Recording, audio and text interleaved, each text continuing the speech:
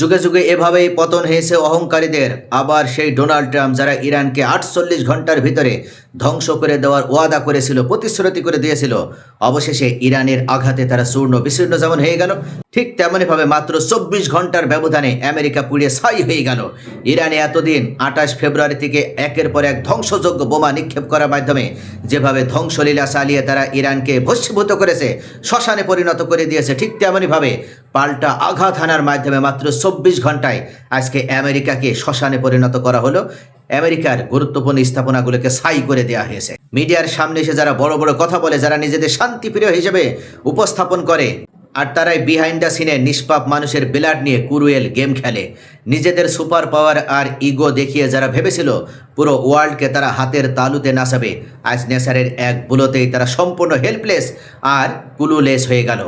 Arrogance আর ক্ষমতার গরম দেখিয়ে যারা নিজেদের অনপ্যারালাল ভাবত, হিস্ট্রি উইটনেস প্রকৃতির একটা ছোট অ্যাটাকেই তাদের ফাউনের কাউন্টডাউন কিন্তু এভাবেই স্টার্ট হয়ে যায়। আমেরিকার যুদ্ধবাজ প্রেসিডেন্ট ভ্যাম্পায়ার ডোনাল্ড ট্রাম্প প্রেসের সামনে এসে পিস প্ল্যান বা শান্তি চুক্তির ফাঁপা ঢোল পিটাছেন একদিকে, আর ঠিক ওই একই সময়ে গাজায় ইসরায়েলি ডিফেন্স ফোর্স কন্টিনিউয়াসলি বোমা বর্ষণ করে রক্তগঙ্গা বয়ে দিচ্ছে।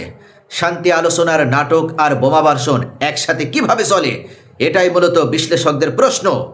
আমরা যদি দেখি গত 24 ঘন্টার ব্যবধানে গাজায় কিভাবে গণহত্যা চালানো হয়েছে, গাজা সিটির আল সৌসি টায়ারে অন পারপাস এয়ার স্ট্রাইক চালিয়ে এক প্রেগন্যান্ট মাদার, এমনকি একজন পিতা ও তাদের মাত্র 5 বছরের একটা ইনোসেন্ট চাইল্ডকে আজ্জামকে একই সাথে চিরতরে শেষ করে দেওয়া হয়েছে। এই বোমার বিস্ফোরণের শব্দে গর্ভধারিণী মা তার গর্ভপাত হয়ে গেছে। এদিকে খান ইউনিসের আল কারারা এরিয়াতে বোমা ফেলে মাহমুদ আল হামস তার ওয়াইফ আর ছোট্ট মেয়েকে উইদাউট এনি ওয়ার্নিং অর্থাৎ ঘুমের মধ্যেই মার্ডার করে দেওয়া হয়েছে। দেইর এছাড়া আল বালে ও জাবালিয়া রিফিউজি ক্যাম্পে ড্রোন আর মিসাইল অ্যাটাক চালিয়ে একের পর এক ফ্যামিলিগুলোকে ধ্বংস করে দেওয়া হচ্ছে। তাহলে কিসের শান্তি চুক্তি? ডোনাল্ড ট্রাম্প যেখানে গাজায় শান্তি স্থাপন করার কথা বলছে, সেখানে এই শান্তি স্থাপন অর্থাৎ পিসের ভিতরেই অর্থাৎ চুক্তির ভিতরে কেন একের পর এক হামলা? গত 24 ঘন্টার এই ইসরায়েলের হামলায় 19 জন নিহত হয়েছে। এমনকি আরও আশ্চর্য হয়ে যেতে হয়, ওয়ার ক্রাইম কাকে বলে? আল আকসা হসপিটালের মেডিসিন গোডাউনে ডিরেক্ট বোম্বিং করে গাজার মেডিসিন স্টক পুরোপুরি ডিস্ট্রয় করে দেওয়া হয়েছে, যাতে প্রপার ট্রিটমেন্ট না পেয়ে মানুষগুলো তিলে তিলে মারা যায়। অর্থাৎ একদিকে ইরানকে কনস্ট্যান্টলি ওয়ার থ্রেট দেওয়া আর অন্যদিকে শান্তির ভণ্ডামি করা, এই ডাবল স্ট্যান্ডার্ড ডিপ্লোম্যাসি আজ পুরো গ্লোবাল ভিলেজের সামনে একদম এক্সপোজড হয়ে গিয়েছে। যারা নিজেদেরকে শান্তির বার্তাবাহক হিসেবে প্রচার করে, অবশেষে সেই ডোনাল্ড ট্রাম্পের সেই ভয়ঙ্কর সেই দানবাকৃতির রূপ ফাঁস হয়ে গেল। তবে যে ট্রাম্প মনে করেছিল সে একের পর এক গাজা উপত্যকায় ধ্বংসযজ্ঞ পরিচালনা করে ইরানকে আক্রমণের পর আক্রমণ করে ধ্বংস করে দেবে ইরানের গুরুত্বপূর্ণ স্থাপনা, আজকে তার উপরে বড় ধরনের প্রতিশোধ নেওয়া শুরু করে দিয়েছে নেসার। নেসারের জাস্টিস যে কত কুইক আর ব্রুটাল তাই শতভাগ টের পাচ্ছে ডোনাল্ড ট্রাম্প। গাজায় যখন নিরীহ মানুষের ঘর বাড়ি জ্বালিয়ে ভস্ম করা হচ্ছে, ঠিক তখনই আমেরিকার ওয়াশিংটন স্টেটে বার্ন করছে প্রকৃতির রিভেঞ্জের অন স্টপ ফায়ার। এই মুহূর্তে এত মারাত্মকভাবে এই দাবানল ছড়িয়ে পড়েছে, যেটা সিচুয়েশন এতটাই আউট অফ কন্ট্রোল যে ওয়াশিংটনের গভর্নর বব ফার্গুসন পর্যন্ত তিনি পুরো স্টেট অফ ইমার্জেন্সি দিতে বাধ্য হয়েছেন।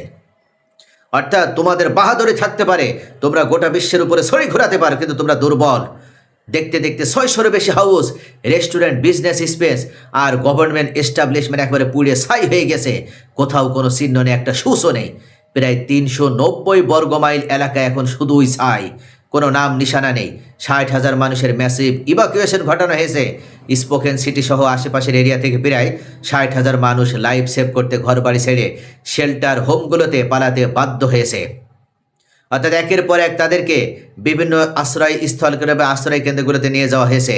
আরও গুরুত্বপূর্ণ ঘটনা হচ্ছে 2 মেইন পাওয়ার ট্রান্সমিশন লাইন ধ্বংস হয়ে 10,000-এরও বেশি ফ্যামিলি তোমাদের টোটাল ডার্কনেসে দিন কাটাছে, অর্থাৎ পুরোটা অন্ধকারে ছেয়ে গিয়েছে। ইভেন স্পোকেন ভেটেরান্স হসপিটালে রোগীদের পর্যন্ত ইমার্জেন্সি বেসিসে সেফ প্লেসে শিফট করতে হয়েছে। শুধু ওয়াশিংটন নয়, এই ডেঞ্জারাস ফায়ার এখন ওরেগন, আইডাহো আর মন্টানাতেও চেইন রিয়াকশনের মতো একের পর এক বিস্তৃতি ঘটছে।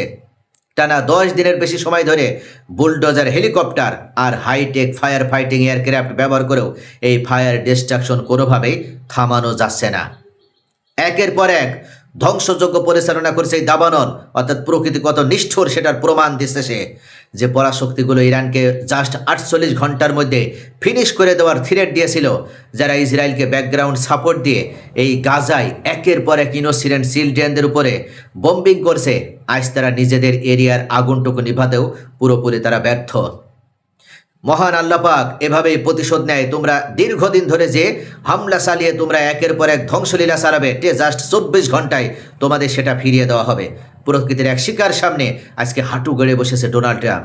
This is called ultimate karma, অর্থাৎ যেমন কর্ম তেমন ফল। তোমরা মনে করেছিলে যে এভাবে হয়তো তোমরা ইরান এবং গাজা উপত্যকায় ধ্বংসযজ্ঞ পরিচালনা করার মাধ্যমে গুরুত্বপূর্ণ স্থাপনা মানুষের থাকার শেষ আশ্রয় স্থলটুকু কেড়ে নিবে। এমনকি তোমরা 28 ফেব্রুয়ারি থেকে শুরু হয় এই যুদ্ধে এখন পর্যন্ত ইরানে যেভাবে বম্বিং করা হয়েছে, ইরানে যেভাবে ক্ষেপণাস্ত্র নিক্ষেপ করা হয়েছে, এমনকি পানি বিশুদ্ধকরণ প্ল্যান্ট পর্যন্ত ধ্বংস করে দেওয়া হয়েছে, যার কারণে হাজার হাজার মানুষ, লক্ষ লক্ষ মানুষ তারা বিশুদ্ধ পানির অভাবে দিন পার করছে। সেখানে বিদ্যুৎ নেই, যুদ্ধের শুরু থেকে সেই যে বিদ্যুৎ চলে গেছে, এখনো পর্যন্ত বিদ্যুৎ চালু করতে সক্ষম হয়নি ইরানের সরকার। এমন অন্ধকারের ভিতরে তারা দিন কাটাছে। আজকে অবশেষে সেই প্রতিশোধ তোমাদের উপরে নেমে এসেছে, সেই গজব তোমাদের উপরে নেমে এসেছে, যে গজবের কারণে তোমাদের আজকে পুড়ে ছাই হয়ে যাচ্ছ। তোমাদের গুরুত্বপূর্ণ দামি দামি আসবাবপত্র, বিল্ডিংগুলো একেবারে ধসে পড়ছে, খসে পড়ছে, কেউ তোমাদেরকে রক্ষা করতে পারছে না। মহান আল্লাহ পাক যখন প্রতিশোধ নেয় তখন এভাবেই নেয়। পৃথিবীর কোনো শক্তি, কোনো পাওয়ার তার সামনে রুখে দাঁড়াতে পারে না, অর্থাৎ সকলকে পুড়ে একেবারে ছাই করে দিতে সক্ষম এই মহান আল্লাহ পাক। এদিকে আমেরিকার প্রতিরক্ষা মন্ত্রী এই ভয়াবহ বিপর্যয়ের ভিতরে, ডাইজেস্টারের ভিতরেও তিনি পিট হেগসেট এক বড় বিস্ফোরক মন্তব্য করেছেন। সে উল্লেখ করেছে, আমরা হয়তো ইরানে আক্রমণ থেকে গতকাল পিছিয়ে এসেছি, কিন্তু এর মানে এই নয় যে আমরা ইরানে আক্রমণ করব না। অর্থাৎ আপাতত আমরা আমাদের এই অপারেশনটা ক্যান্সেল করেছি, কিন্তু পুরোপুরি কমপ্লিটলি আমরা ক্যান্সেল করিনি। যে কোনো সময় আমরা আবার অতর্কিতভাবে ইরানে আক্রমণ চালিয়ে ইরানকে টুকরো টুকরো করে ফেলব। ইরানের গুরুত্বপূর্ণ স্থাপনা, জ্বালানি অবকাঠামো, সামাজিক অবকাঠামো থেকে শুরু করে ব্রিজ, কালভার্ট সবগুলো আমরা ধ্বংস করে দেব। এবং এখন পর্যন্ত প্রত্যেকটা টার্গেট আমাদের নখদর্পণে আছে।